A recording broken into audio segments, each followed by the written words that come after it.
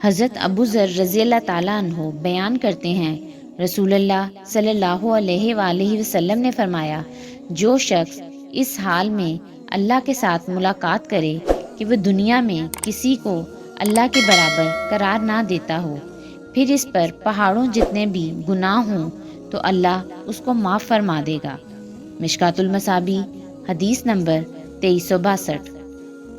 حضرت ابو ہریرہ رضی اللہ تعالیٰ عنہ بیان کرتے ہیں، رسول اللہ صلی اللہ علیہ وآلہ وسلم نے فرمایا، جب اللہ نے مخلوق کو پیدا فرمایا تو اس نے ایک کتاب لکھی جو اس کے پاس عرش پر ہے کہ میری رحمت میرے غضب پر سبقت لے گئی، اور ایک دوسری روایت میں ہے میرے غضب پر غالب آ گئی۔ مشکوٰۃ المصابیح حدیث نمبر 2364۔ حضرت ابو ہریرہ رضی اللہ تعالیٰ عنہ بیان کرتے ہیں، رسول اللہ صلی اللہ علیہ وآلہ وسلم نے فرمایا، اللہ کی 100 رحمتیں ہیں، ان میں سے ایک رحمت جنوں، انسانوں، حیوانوں اور زہریلے جانوروں میں اتار دی، جس کے ذریعے وہ باہم شفقت اور رحم کرتے ہیں۔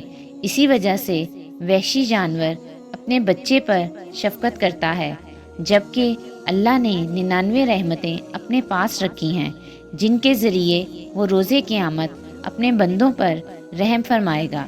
مشکوٰۃ المصابیح حدیث نمبر 2365۔